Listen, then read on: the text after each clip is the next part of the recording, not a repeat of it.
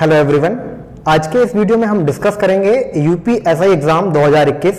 हमारा आंसर की लगभग कब तक आ सकती है और जो सबसे जरूरी है वो है हमारा एक्सपेक्टेड कट ऑफ कितना हमारा यहाँ पर हो सकता है। तो जैसे कि आपको पता है हमारा जो यूपीएसआई एग्जाम है वो हमारा 12 नवंबर से लेकर 2 दिसंबर तक संपन्न हो चुका है और बोर्ड ने जो हमारा लास्ट एग्जाम था उस दिन नोटिस भी डाल दिया था कि आपका जो आंसर की है वो जल्दी ही तैयार किया जाएगा।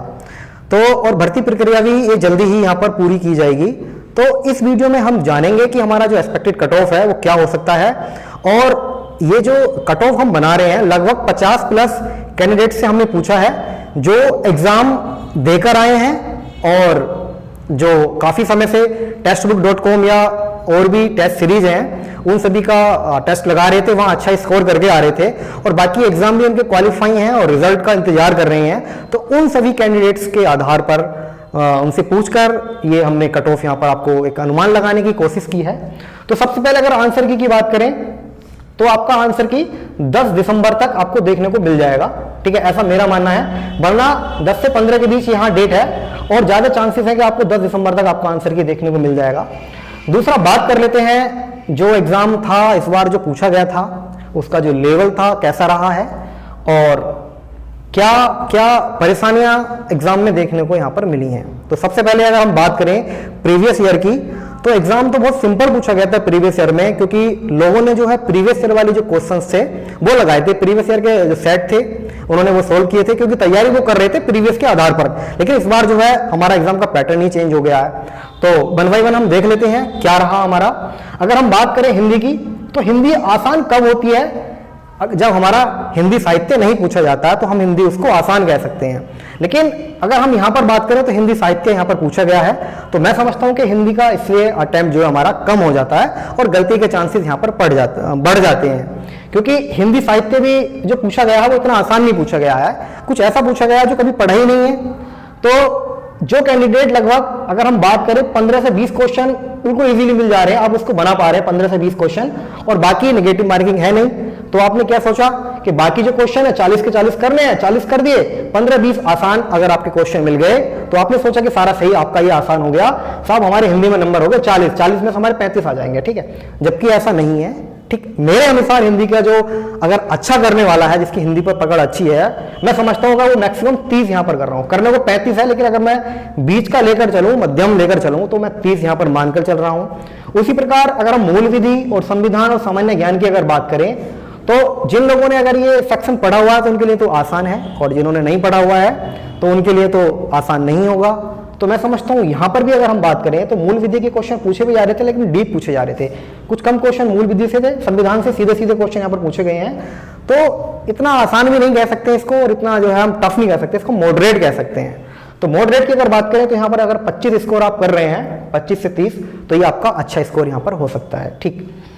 अगर बात करते हैं संख्यात्मक और मानसिक योग्यता जो हमारा मैथ्स वाला सेक्शन है, ठीक, तो अगर मैं इसकी बात करूं तो क्वेश्चन तो सीधे सीधे हैं लेकिन कैलकुलेटिव क्वेश्चन है, इसको हम कहते हैं टाइम कंज्यूमिंग, क्योंकि कैलकुलेशन काफी बड़ी है। अगर एलसीएम एचसीएफ की बात कर दें तो इतने बड़े बड़े नंबर हैं कि आदमी कैलकुलेशन में ही उलझ जाएगा उसकी, ठीक। आसान है लेकिन टाइम भी तो चाहिए अगर आता है आपने, क्योंकि अगर हम प्रीवियस ईयर के पॉइंट की बात करें, मैथ्स की बात करें और इस साल की अगर मैथ की बात करें तो कैलकुलेशन का काफी अंतर है, ठीक। तो इसको मैं यहाँ पर 30 मानकर चल रहा हूँ क्योंकि नेगेटिव मार्किंग में हमारे मन में ये रहता है कि चलो आंसर आसपास आ रहा है तो उसको चलो लगा देते हैं, ठीक है, उसको भी काउंट कर लिया, लेकिन गलतियां बहुत ज्यादा हो जाती हैं। दूसरा अगर हम रीजनिंग की बात करें तो ये रीजनिंग का जो सेक्शन है इसको हम बात करें स्कोरिंग सेक्शन हमारा यहाँ पर हो सकता है ये, ठीक, क्योंकि ये आसान भी पूछा गया है। क्योंकि अगर हम पॉइंट की बात करें तो यहाँ पर भी रीजनिंग पूछी जा रही है तो क्वेश्चन यहाँ पर मिक्स पूछे जा रहे हैं। तो ये सेक्शन हम कह सकते हैं कि इसमें आप 30 से 35 स्कोर इजीली कर पाएंगे। ये सेक्शन एक ऐसा है जिसमें आप बिल्कुल श्योरिटी के साथ कह सकते हैं। सेक्शन तो ये भी है लेकिन टाइम ज्यादा लग रहा है इसमें, ठीक है। तो इन सभी के आधार पर मैंने कट ऑफ बनाई है। तो लगभग जो लोगों ने एक्चुअल जो एग्जाम दिया है लगभग 50 प्लस कैंडिडेट ने पूछा है तो उन्हीं के आधार पर मैं यहाँ पर ये आपको बता रहा हूं। तो ये जो इन सब का अगर हम योग करें तो 115 क्वेश्चन बैठते हैं। तो ये 115 क्वेश्चन उस हिसाब से बैठ रहे हैं कि आपका सारे सेक्शन पर पकड़ अच्छी है और आपने अच्छे से तैयारी की है अपनी, तो उसके अनुसार यहाँ पर ये मैंने आपको 115 बैठ रहा है। ये मेरे अनुसार बता रहा हूँ, मैंने लोगों से पूछा है और उन्हीं के अनुसार बता रहा हूँ, ठीक। अभी आंसर की नहीं आई है तो 130 से कोई नीचे आ ही नहीं रहा है, 130 125 ही भाग रहे हैं, उससे नीचे का कोई आना चाह ही नहीं रहा है। बाकी जो एक्चुअल रिजल्ट है वो पता चलेगा आंसर की आने के बाद, ठीक। क्योंकि जो लोग टेक्स्ट बुक में 300 स्कोर कर रहे थे, 300 प्लस, ठीक है, वो यहां आकर ये बता रहे हैं कि एग्जाम इतना अच्छा नहीं गया, ठीक, इतना अच्छा नहीं गया एग्जाम। 300 प्लस वही बता रहे हैं कि साहब एग्जाम दे दिया। और मुझे तो एक बात समझ में नहीं आती, जब आप एग्जाम दे के आते हैं, इतना सारा आपको वहां पर टाइम चल रहा होता है, तो क्वेश्चन याद ही नहीं रहते हैं। कॉमन क्वेश्चन सबको याद है, कॉमन क्वेश्चन आके आप बाहर बता देते हैं तो लगता है कि एग्जाम आपका आसान है, ठीक। कॉमन क्वेश्चन तो हर जगह पूछे जाते हैं। अगर आपके पास 100 क्वेश्चन पूछे जा रहे हैं तो 30 क्वेश्चन तो उसमें बहुत आसान होते हैं, जो आपको याद भी रह जाएंगे, आप बता भी दोगे, तो इससे कट ऑफ नहीं बनती है, ठीक। तो ओवरऑल अगर हम बात कहें तो आपका जो एग्जाम रहा है यूपीएसआई का, वो मॉडरेट रहा है, पिछले सालों के मुकाबले टाइम कंज्यूमिंग था, कैलकुलेटिव था, क्वेश्चन डीप से पूछे गए हैं, तो उस अनुसार जो कट ऑफ यहां पर जो स्कोर बैठ रहा है वो 115 बैठ रहा है। अगर हम इंडिविजुअल बात करें, अगर आप यूआर कैटेगरी में अगर आपको लगता है कि मेरे 110 के आसपास क्वेश्चन सही होंगे, इसमें मैं 5 प्लस माइनस ले सकता हूं यहां पर, ठीक, तो आपको डेफिनेटली आपको फाइनल लिस्ट में आपका सिलेक्शन फाइनल में आप हो जाएंगे यहां पर, और आपको डेफिनेटली अपनी जो रेस वगैरह है उसकी तैयारी शुरू कर देनी चाहिए। तो 110 प्लस माइनस 5 यहां पर हो सकता है।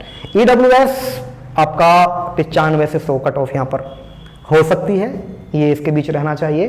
ओबीसी आपका 100 से 105 रह सकता है, ठीक। अब इसमें ये नहीं है कि साहब ईडब्ल्यूएस का इससे ज्यादा जाएगा, ऐसा नहीं है, क्योंकि पॉपुलेशन ओबीसी की ज्यादा है, ठीक है, क्योंकि कैंडिडेट्स ज्यादा इस यहाँ पर अप्लाई करते हैं, तो उस हिसाब से ओबीसी का इतना कट ऑफ रह सकता है। दूसरा एससी की अगर बात करें, 85 से अगर आप 90 हैं तो आप अपने आप को सेफ समझ सकते हैं। उसी प्रकार एसटी का भी यही रहने का उम्मीद है।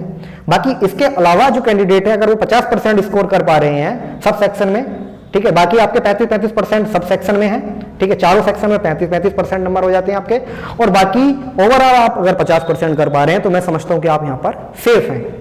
तो ये इस तरीके का कट ऑफ यहां पर मैंने बताने की कोशिश की है।